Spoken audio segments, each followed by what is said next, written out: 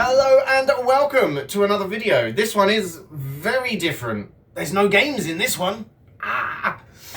We were very kindly asked to give a rig tour. So, as the beginning of 2026, this is what my rig looks like. Welcome to YouTube Cribs. Come on in and have a look. I'll even get the door for you. So yeah, we have the waiting area here, where you can sort of have a rest. Got somewhere for your drinks. We got some pictures on the wall. It was awesome when my brother came to stay with us. We got him with us. This is my brother's race helmet. This was the first thing that my wife ever airbrushed, actually. And I absolutely love it. It's really cool. It's got a big skull on the back, some flames all over it. Looks really cool. Some of my wife's pop figures. She likes different pop figures, so she's got a bit of a collection. Some of my Lego as well. And then we get into the real good stuff, where I got my wheels on the wall. So I have quite a big wheel collection. Lots of different ones, for lots of different reasons as well. Like we have some deep dish for some drifting. This is the wheel that came with my Wheelbase originally. We gave that one to Baz, which is why it's yellow. We got some trucking wheels.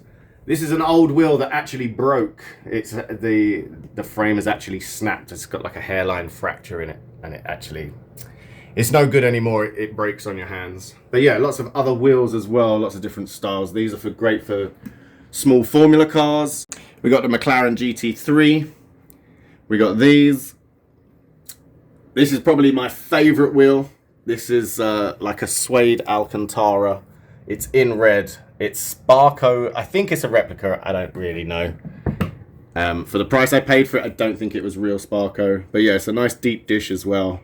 I try not to use this because I don't want to ruin it. I love that wheel. That's probably my favorite.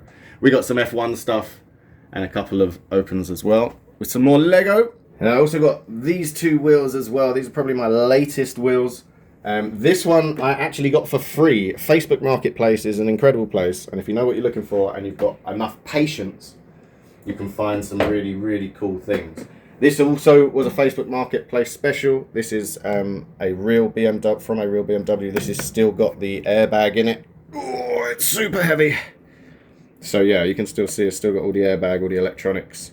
And again, this was like 50 bucks off of Facebook Marketplace. So nice and cost effective. It's gonna fall over now, watch this. So this is actually, I would like to say, the world's first and probably only 3-seater sim rig. This does technically have 3 seats. My driver's seat and my passenger seat, I got both of them from a 2010 Toyota minivan. Again, Facebook Marketplace was a really good deal for both the seats, so I had both of them. Why not use them? I then wanted to sort of go driving and have my daughter in here as well, so we got a third seat. This is a Ford F-150 jump seat from the pickups, and it's really cool because when I'm not needing it, I can have it in this position. I can keep my drinks in here. I've got space for some bits and lots of space on top. I've also got space inside. This is where I keep all my knobs. I have my knobs in this box. If you know the other box, I don't keep my knobs in there. But yeah, I keep all my gear shifters, all my knobs in here for all my wants and needs. But this also flips up and actually becomes a third seat. So if there we go. That is now 3 seats in a sim rig, which is totally crazy. The seatbelt is underneath, so it does actually have its own seatbelt as well. You can see the connectors here. There is more storage underneath it. It lifts up, and I've just got just literally the seatbelt's in here, and a couple of controllers for my sound and some bits like that. So yeah, 3 seats in a sim rig. There we go. The rig itself is probably where most of the money went into this sim rig. So because it is 3 seats, and we will get to it, as I know you can see the big dash in the background. Because of all of this, we did need somewhere to mount it, and I wanted it mounted solidly. And not something that I may have bodged together myself. So we did get, this is a custom made T-slot alloy frame. So my first thought was, well, we've got 2 seats, we'll just get 2 sim rigs. And I was looking at Track Racer. They do a real nice red and black Track Racer T-slot aluminium rig. I looked at that, looked at the price, and I thought, well, for the price, why don't we find a company that just builds it? So we did. We found an awesome company called Vention. And we sat down with them, we talked it over, they went through designs, they built it all up in CAD. We had backwards and forwards, we had emails and pictures, and it was a really cool experience. It was kind of pricey, but then when I say kind of pricey, I mean it's the same as buying 2 track racers. So it wasn't any more than I would have looked at anyway, and it was all custom built, custom sized. We went through everything and then they sent all the pieces over. It's in their custom blue color. This is how all of their pieces come. And they're a company that actually build T-slot aluminium stuff for bigger companies. So say you've got like a car manufacturing plant and you have robots and stuff like that, and you want all the screens put up, all the frames that all the screens are on, all the frames that are around all the robots and things like that. It's normally Vention that are building them. They do lots of different things. They are based in Canada. They're not based anywhere near me, unfortunately, which put the shipping price up a little bit. But they are based in Canada. So if you are in Canada, Vention were really cool. It was an incredible experience. I still get emails from them now asking how everything is.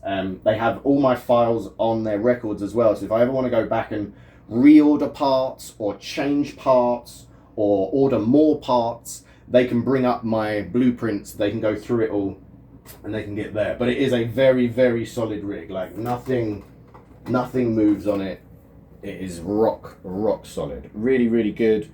Really cool company. But yeah, roughly the same sort of price as putting 2 track racers together. And that's what we were looking at anyway. So it's not too bad. And I can still get my 3 seats in. So it's pretty damn cool. Bit more on the seats. I struggled to look for these seats for quite a while. I was specifically looking for what's called a captain seat. And the reason for that, I've had bucket seats, I've had regular car seats, I've had all different sorts of seats. The buckets are really nice. They do give the immersion that you are in like a race car. You do feel all sort of like, if you get nice ones with all the hip stuff, you do feel snug in there. It is good. But the main reason I was looking for captain seats is for this super cool feature. I do a lot of trucking. I do a lot of just chill driving. So captain seats have armrests. They're the best thing about these seats. I love them. The armrests are super cool. They're super easy to use. They just fold down. And it was really nice when you're trucking and you're just chilling, driving along, having that armrest down, having your arm on the armrest. It's really, really nice. I like as well that they still have the seatbelt in. The seatbelt is still usable. It plugs into itself, which is a little bit different, but it is still usable. It's still got tension in it. So yeah, it still totally works. Still really cool. I have to say, I wasn't overly keen on the colour. They are beige, as I'm sure you can see from this cutout. But as you can now see from this cutout, I bought some cheap half leather seat covers and put the seat covers on. You'd never know the difference. There's also seat covers hiding bits as well. So underneath I have a HF8 Pro, which I do have a first impressions video. And there's a link somewhere around on this screen. You'll find it. But yeah, there is a HF8 Pro under here, so no one ever really sees it. But when you sit in the seat, it turns on. I got the controller right next to me as well. So the controller just sits down here. You can spin it on, turn it up more, turn it off, and it just sits right there tucked away. No one even knows it's there. So it's really cool. One thing I did with my rig as well is I chose everything not necessarily based on price, but with a price in mind as well. I think when you come to things like this, you have to be very careful on how much you're going to allow yourself to spend. And you must stick to that as well and not go ridiculous and go over it. Oh yeah, well, you know, I can have a set of seats for $1,200 each. Wow, that's awesome if you can do that. However, I got these off of Facebook Marketplace. I waited and waited, and I waited until a deal came up that was within my price bracket. I got both of these seats for 100 Canadian dollars. For US, that's like 70 or 80 bucks US for both seats. Cheap as chips. I think in English it's like £60, something like that, for both seats. They've both got armrests, they've both got working seat belts, they've got headrests, you know, and then for another £40 on top, I got seat covers for them to have them in the colours that I wanted of red and black, and they are leather as well. So yeah, I think you just have to sort of watch out, see what's coming, see what you're going to get and where you're going to get it. And you'll hear that as well a lot more within this video, where I not so much saved money, but I spent my money, I'd like to say, wisely, or I like to feel I spent my money wisely. Certain things you'll see when we come around and you'll see the dashes. There's big differences there as well. But yeah, if you can sort of bear with it, going onto Facebook Marketplace or eBay. I mean, eBay's a bit different now to how it was. It's more first-hand. You're not getting much second-hand stuff. But yeah, you know, once you clean them up, sort them out, they're great. Definitely, it's the way forward, I feel. Like, yeah, I can spend $1,200 on an amazing bucket seat that looks great and holds me there, but, you know, after 7 hours of driving, am I going to be comfortable in it? I don't know. I am on these. I can tell you I am on these. Yeah, as well as this working seatbelt, it does also come with a very unnecessary 5-point harness. This has a 5-point harness, rather large. It just flips out. The sides come up at the sides, and it's got middle pieces as well. So yeah, it's got a 5-point full harness on it. As I would like to go to motion eventually, there's always more, right? A sim rig is never finished, there's always more to do. So yes, I would like to move to motion, and these would help with that eventually. So it's got a couple of different styles of seatbelts, which you could all use at the same time, so it makes it a bit different. Just behind as well, you'll notice my camera. Some people ask what cameras I'm using. So for my rear view camera, this one, and I've got another one down here at the front. They are Kayo Razor Pros, and they run at 60 frames a second. And that's what's important, is I needed a camera that would catch the screens at the right frame rate as well, so that it's smooth all the way through. And I didn't have money. Again, this is where we sort of talk about the budget. Yeah, I could have gone out and got a Sony Canon amazing camera, but I don't have $3 to go and spend on a camera and all that equipment. So these Kayo Pros are really, for the quality of camera and the price you pay for them, I think they're a very good mix. I think again they're like $100. You could probably get them secondhand. I have seen them on Facebook again secondhand for a little bit cheaper, but you're looking at around that $100 mark. But yeah, really good camera, 60 frames a second, super smooth, super good quality, really nice. Had one, bought another. So I actually have 3 of those cameras because I like them so much. I do also have a foot cam that you'll see if you watch the streams on Twitch. Don't forget to watch them. I have a foot cam as well. That is one of my old face cameras, which was just a Logitech G920. Nothing too crazy, but it's enough to capture my feet at a decent frame rate. It won't capture the screens. The screens then sort of lag and go very sort of in and out when you're watching on those cameras. So that's why we went for the Kayo Pros, to record the screens. So from the cameras, we also have the sound system, which you'll see is just tucked under here. There's a reason why it doesn't come through the vent. On the other side of the dashboard, the speaker does come through the vent. This one doesn't, because there's something else behind the vent, but we'll touch on that in a bit.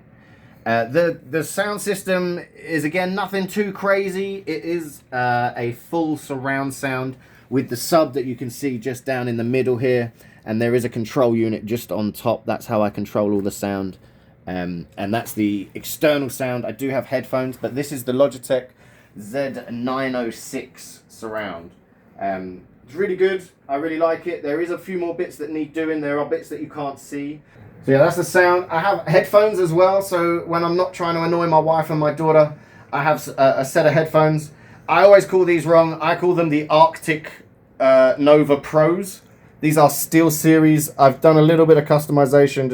It was like a birthday present from my wife. We got a new headband some new ear cushions, and the sides slip off. The one thing I love about these, again, it's ease of use. Having to be able to take this battery out and quick change it when I'm low and in the middle of a race, and I can just quick change it. Just down here in the middle is the dock for it, and you just pop the battery in the side and it's super easy. Charges it, so you've always got a battery charged.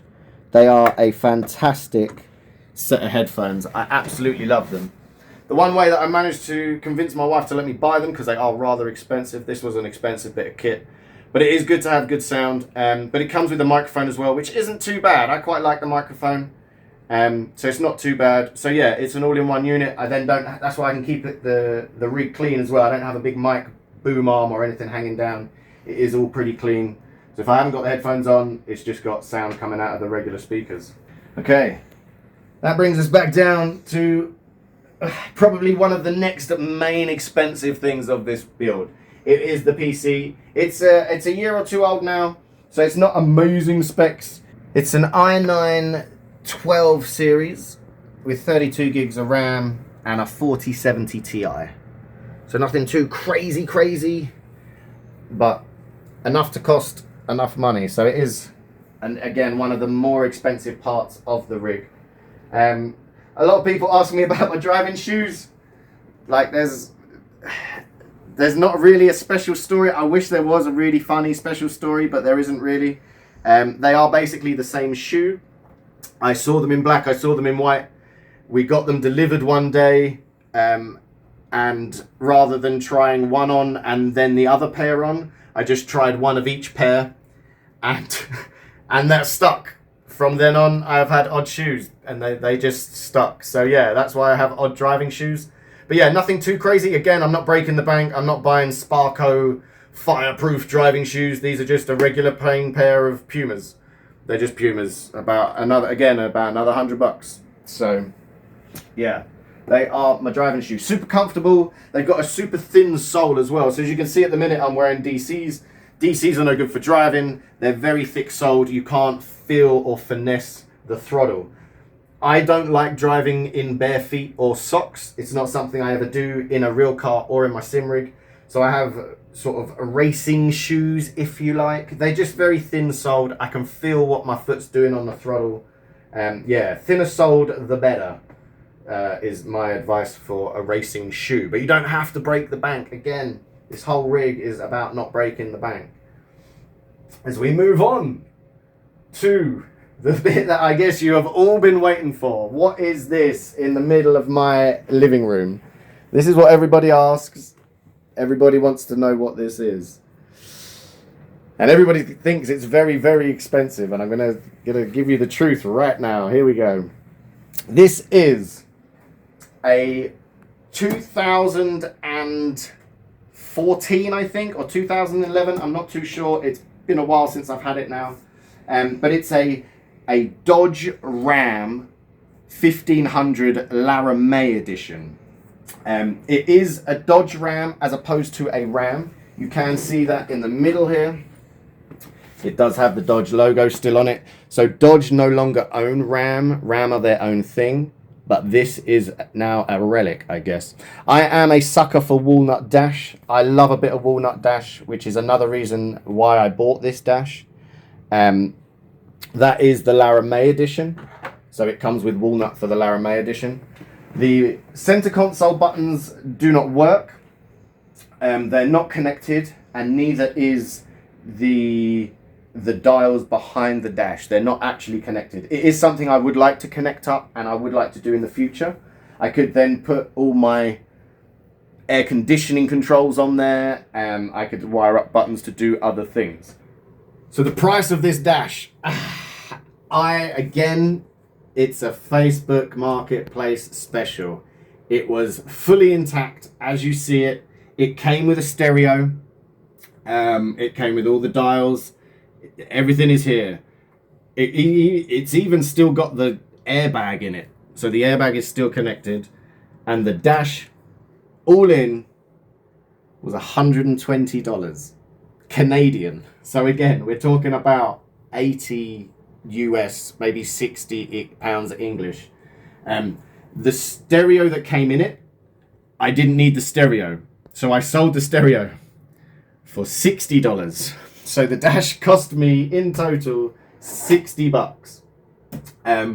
I took some of that $60 and I then bought just an LG tablet. Again, this was off of Facebook Marketplace. I think I paid $20 for this tablet a couple of years ago now, and I just run dashboards on it. It runs SimHub. Because it is a tablet, I can run literally Netflix, anything I want. Like literally, because it is a tablet, we can run YouTube, Twitch, Netflix, whatever we want to run. But I mainly use it for SimHub, and we have all our dashes here.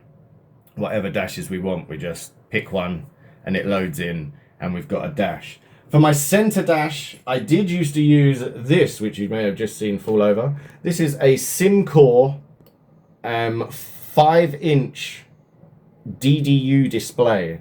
This was quite expensive.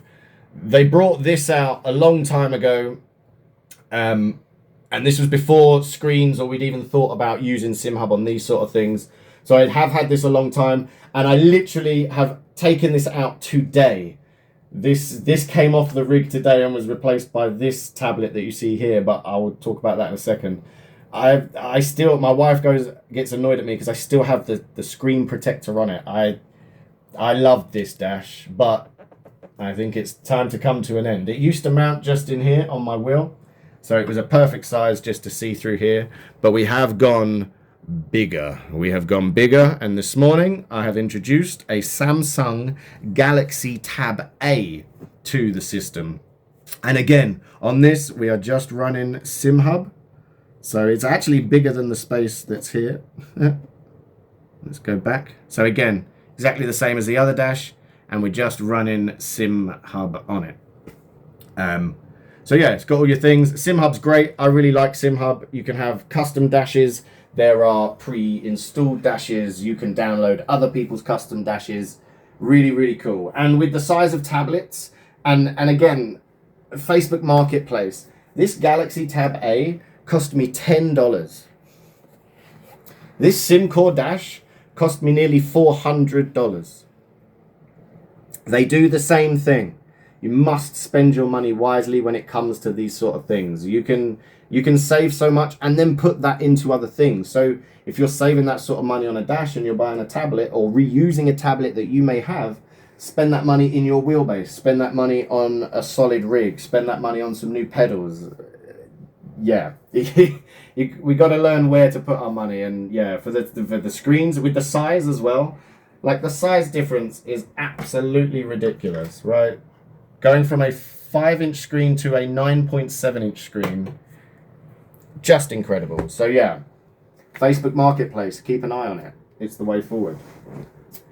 The wheel I have is quite old now. Nobody ever actually sees the wheel because it is all tucked behind the dash. But again, I have another Fanatec hub, so I can quick switch out my wheels. The wheelbase I use is a Fanatec Podium wheelbase. This is basically a DD1, but this is a DD1 in blue. It's got blue fleck on it, which is designed for and works with the PlayStation. It originally came out with the PlayStation 4. We now have the PlayStation 5, so it is quite old now. But yeah, fantastic wheelbase.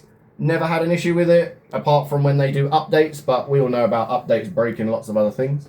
But yeah, I run a Fanatec system. I have the Fanatec wheelbase. I have a Fanatec sequential shifter, and I just bought a braid cover for it. But yes, I have the Fanatec sequential shifter. And I just, again, with all the knobs that you saw in the second seat earlier, I just quick swap out knobs. And then I've got a sequential. That's my daughter for this Christmas. The H pattern has stopped working for some reason. When I put it in first, I'll get sixth. When I put it in fourth, I'll get reverse. When I put it in reverse, I'll get reverse. So it's very strange what happened in here. I'm not too sure. So I just had a quick fix. We went out and bought just a Moser. I think it's the SP gear stick, but it's just a H pattern, so it does nothing else but H pattern. But a lovely gated manual. I do like the Moser thing. This is really good. I think if I was to replace all my wheelbases and everything, I would possibly go down the Moser route. I think they're in a place where Fanatec were when I went with Fanatec. They seem to work with everything. They seem to be pretty good. Yeah, I have just an eBay handbrake as well, or what people class as an eBay handbrake. I used to have a Fanatec handbrake that was mounted to the gearbox, but it broke again one day. It just decided to stop working. My stuff is quite old. I have had this a long time. So this again was another expensive part of the rig. The wheelbases, if you know about the Fanatec Podium wheelbases, this is probably just over the $1,000 mark. So they are quite expensive, but it's 25 Newton meters. It's got a lot of force in it. It is really cool, and it's lasted a long time. I still have a QR1 on it. I didn't go and buy the QR2. I didn't see the need, really. I don't have an issue with this one. When they did the Podium and they did this gold sort of system of how it connects, it was much better than what they used before. And this is how I connect all my wheels now. It's really simple. They just click on, they go straight into place, and I'm away. You know, again, they come off really nicely. And I switch out my wheels very often as I play a lot of different driving games. On this side, we have other bits as well that you can't often see because you're normally over my shoulder looking through the middle of the car. So you don't actually get to see this side of my rig. But I do have a proper indicator. Again, when I bought my things, it was quite a while ago. And now they've brought out newer models and different models. So it is what it is. But yeah, this is a really cool indicator. Obviously we got left, we got right, and we've got off. I've got another couple of buttons again, and they do different things for different sims. On Forza Horizon, I use this for pause, and I use this for rewind. In Assetto Corsa, we use it to get back to the pits. So yeah, very handy to have the two buttons on here as well. But yeah, the indicator, I love it. I did want to have this mounted further in, so on the wheel I could just do it from the wheel. You can see that it is slightly, I would have liked it here. So you do have to come down here to change and indicate. But I do play F1, and I really like F1. But when I have my F1 wheel on here, it comes right in, and you don't have the space to move the wheel around with this here. So that was a shame, but we make do. One thing I would like to do is also get a key. We still have the ignition barrel here, which still works and goes in. So we would like to bring more. I would love to get a key to it, and I have a switch that will turn the computer on. So when I put the key in, it will turn the switch and turn the computer on, which is a bit trick. There's more bits that I need to do to this as well.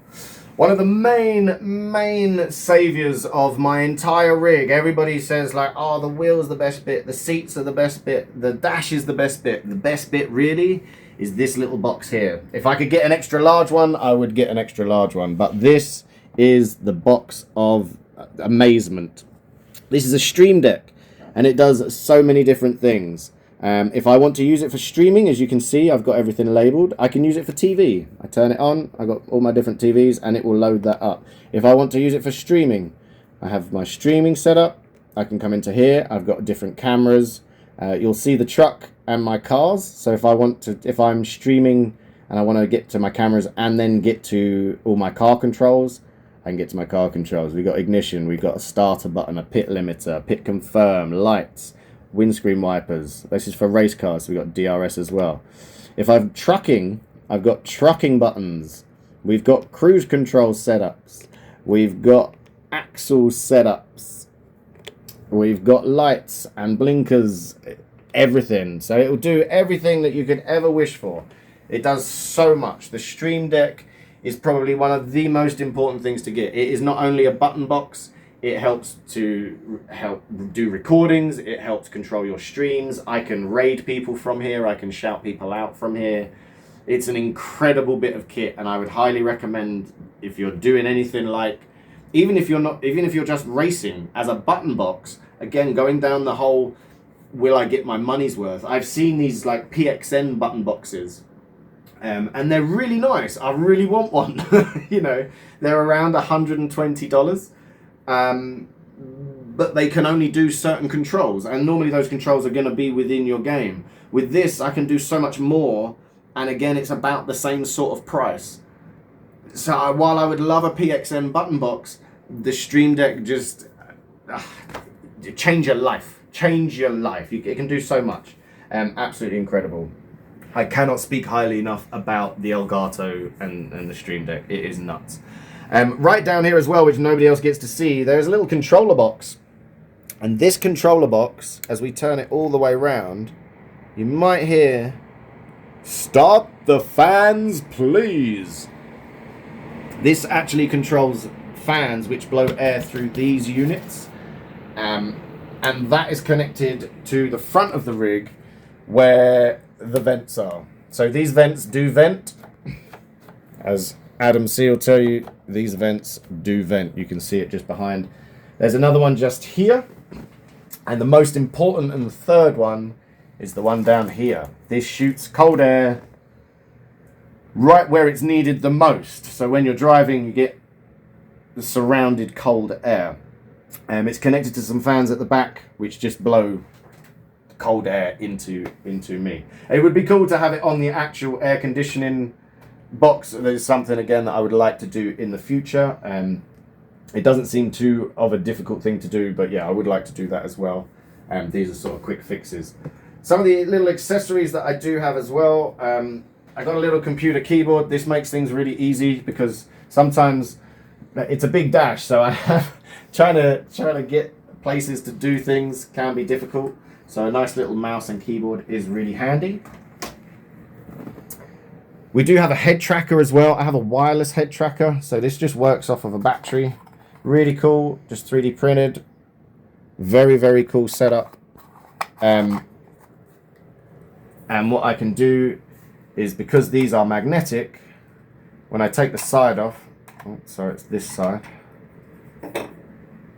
with the spare cover, this will magnetize to the headphones. Oh, wrong way around.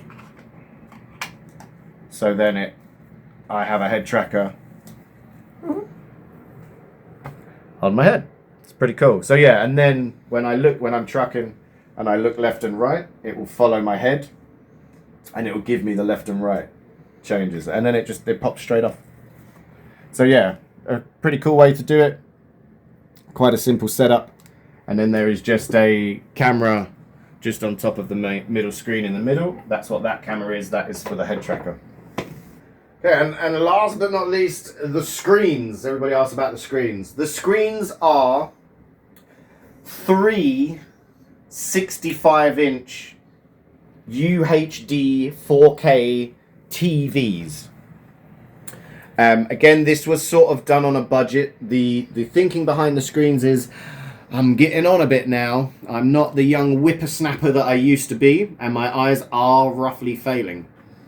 The screens are that big that they didn't need to be super crazy quality. They just needed to really run the game. The 3 screens have been an absolute nightmare. I have tried other 3 screen setups in the past with different sizes. So I used to run a 49-inch super ultra wide. And I tried to run it with like a 27-inch screen that was on its side and another screen on the other side. And that was a complete nightmare. So when we went for this, I got 3 screens from the same shop at the same time on the same day. They're the same brand, the same make, everything. I went in, I was like, I want that screen and I want 3 of them. Thank you. Let's get them. So we got them home. They're all the same. We loaded them all up. And that one is different. That one has a polarized screen on it. The other 2 don't. So if you do look, there is a slight difference. This one has a darker element to it. Originally, one screen, the middle screen, ended up failing as well. Halfway up the screen to here, it was completely purple and pink. So the whole screen failed, so we had to replace that. The downside was they didn't make that screen anymore. So I've replaced that with a completely different screen, which is the same size, it's the same model, or the same specs as the other screens. It's just not the same screen. So again, the bezels are slightly off, so you have to adjust it differently. Another issue with going at 65-inch is how you mount them. The best way to mount them would be to do another Vention sit down and get another custom rig made up for them. Trying to carry the weight of 3 screens and have them all lined up equally is very challenging. It is very difficult. I have them on 3 identical TV stands. They're all set at the same height. And yeah, that again on its own was another difficult thing, is getting the TV set to the right height and the right orientation. So you'll see as we walk around the rig, and you've been around the rig, that the screens are slightly offset to the rig itself. And the reason for that is that perspective on a screen is you must be in the middle of the screen. Originally, the reason I went for 65 inches is because that middle screen I wanted taking up the entire middle of the sim rig. The side screens were then going to be doors. I was going to open the door, move the screen out, get into the seat, and pull my screen in so that the door's shut. The only problem with that is when I want to drive forward, instead of looking here and going straight forward, I'm looking over here and going forward at this angle. So my view angle is completely off. I can't be far because I'm driving like this. It's not natural. It doesn't feel right. It may look aesthetically pleasing, but it's not right to drive. So that completely changed the nature of the build. It completely changed how I was going to build it, because as well, this is a big solid dash. You cannot bend this. Theoretically, I could cut the dash here, get rid of this second half, bring that screen right in, bring the screens in closer. I could do that. I don't want to this dash. This dash is just perfect and I love it. So I don't want to cut it up. So I opted to move the screens. That's why they are where they are. However, when you are sat in the driver's seat, it's perfect. Like, the screens are right here. I have perfect view. It feels very natural to drive. The screens are also dropped below the level of the dash. So the level of my dash is here. I lose this much of the bottom of the screen on all screens. So any menus that are down here, I cannot see. It's a nightmare. I cannot see any menus. But again, the reason for that is because then I am level when we get into a car. I might be able to show you right now. When we get into a car, when I sit in the seat, I am then level with the dash. The top of my dash is in line with the top of the car, you know. We are here in the car and everything feels as big as it should do. But obviously when I'm out of the car, you can see, so I only see to here. I don't see any of this. So yes, I would love to bring it right up close. And again, in the future, we may change it. We may bring the seat in. There's lots that we can do to it. But yeah, that is the reasoning behind the screens and the reason why they are offset and why they are at the angles that they are at. Another add-on to the screen are these. You may see these things that are hanging down. These had to be custom made. I do believe that Asus make a set. However, their set is only 27 inches. It may be 32. 32 inch is not long enough. Even these ones that I had to make, we had to tape them in the middle because they came in 2 sets. So we had to tape these in the middle. However, they came with a 3D printed top piece. And they're from a screen. So what they do is they just blank out the bezels. So I don't see the bezels. When I'm sat in the car, everything is one piece. And they work really, really well. They mirror those bezels. You can't see them. It all blends into one piece. So there you have it. That is my rig. This is my rig. These are my screens. This is my wheel. These are my seats. If there's anything else that I missed or that you may have clocked in the background that I didn't pick up on, you know, maybe my lovely Buddha face. This was a present from my mother. It's quite heavy. It's made of wood. Maybe there's something you didn't pick up in the background. Let me know. But yeah, till then, stay safe. I'll see you later. Peace. Bye.